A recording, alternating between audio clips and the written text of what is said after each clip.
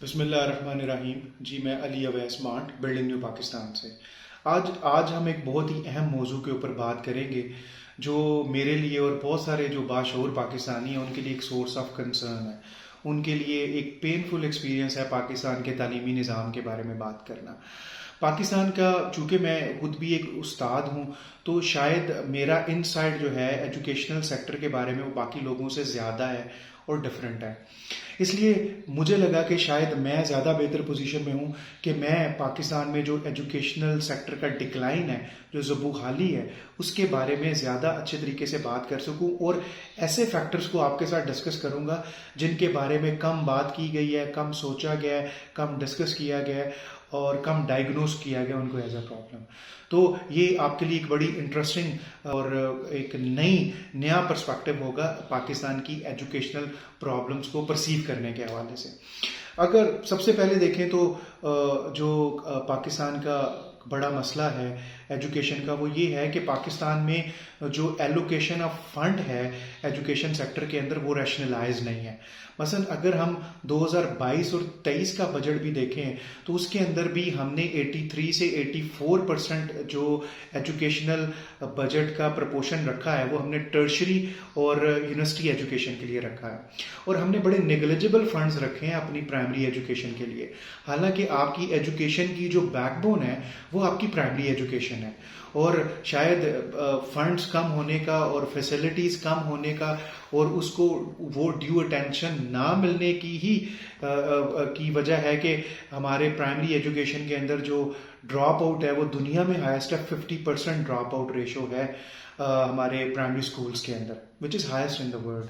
तो हमें फंड्स को इस हवाले से जो है वो रैशनलाइज करना चाहिए और प्राइमरी जो एजुकेशनल सेक्टर है वहाँ पे ज़्यादा फंड्स को देना चाहिए। क्यों? जो हमने पहले बात की कि it is the backbone of your educational system. दूसरे नंबर के ऊपर हम देखते हैं कि जिस मुल्क के अंदर 3 पैरेलल एजुकेशनल सिस्टम मौजूद हों, तो आप कैसे सोच सकते हैं कि वहाँ पे एक आइडियोलॉजिकल हार्मनी या आइडियोलॉजिकल इंटीग्रेशन आपको नज़र आएगी। वहाँ पे आपको एक नज़रियाती जो पोलराइजेशन है, नज़रियाती तकसीम है, नज़रियाती क्लेवेज है, वो बड़ी डीप नज़रियाती क्लेवेज आपको नज़र आएगी जैसे आपको पाकिस्तानी समाज में नज़र आती है। इसमें मैं एक पॉइंट और मेंशन करना चाहता हूँ कि मुझे लगता है कि हमारे मदारिस भी जो हैं उनको भी अपग्रेड करने की और अब थोड़ा सा उनको रिस्ट्रक्चर करने की ज़रूरत है कि 12, जैसे मैंने कहा कि एक ही एजुकेशनल सिस्टम हो, 12वीं जमात तक फ्लैट एजुकेशन हो, और उसके बाद अगर कुछ लोग जो है वो उलमा बनना चाहते हैं, इस्लाम की खिदमत करना चाहते हैं, तो मॉडर्न इस्लामिक यूनिवर्सिटीज़ हों जहाँ पे इस्लाम के बारे में जदीद तकाज़ों के मुताबिक सोचा जाए, बात की जाए, रिसर्च की जाए और मसाइल का जो जदीद मसाइल है उनका हल पेश किया। तीसरी चीज़ जो है वो ये मुझे लगता है जो बहुत ही इंपॉर्टेंट है कि पाकिस्तान में जब आप टीचर्स को हायर करते हैं तो उनका साइको एनालिसिस नहीं करते। साइको एनालिसिस करना बड़ा ज़रूरी है कि ये जो एक बंदा XYZ आ रहा है, क्या इसकी शख्सियत जो है वो एक उस्ताद बनने के हवाले से मौजू भी है कि नहीं।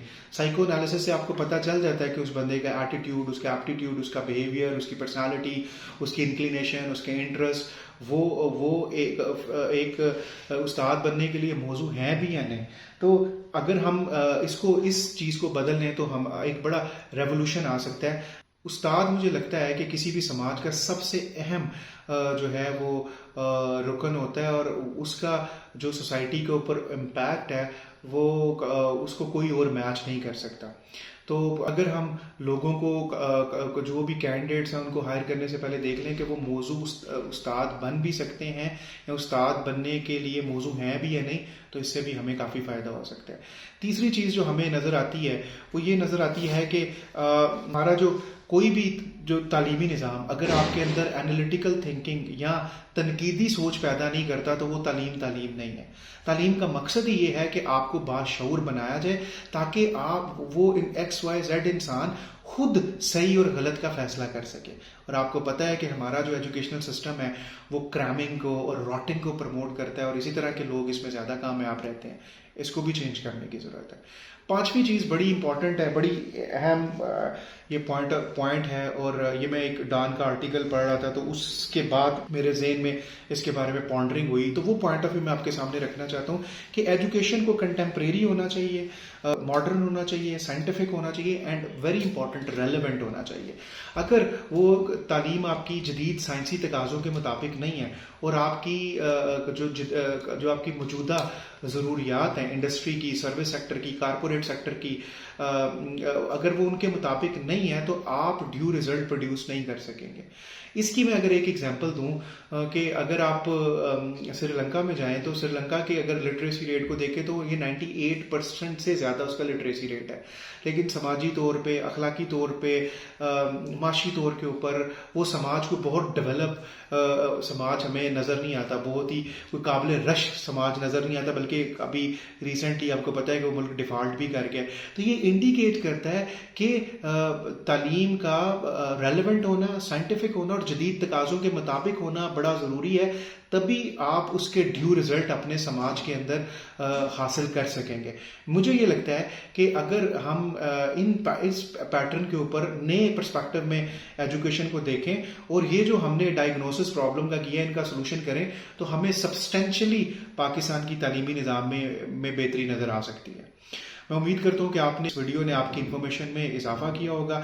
अगर आप इस तरह की मज़ीद इंफॉर्मेटिव वीडियोस को देखना चाहते हैं तो बिल्डिंग न्यू पाकिस्तान को ज़रूर सब्सक्राइब कीजिएगा। आपके टाइम का बहुत शुक्रिया। Thank you.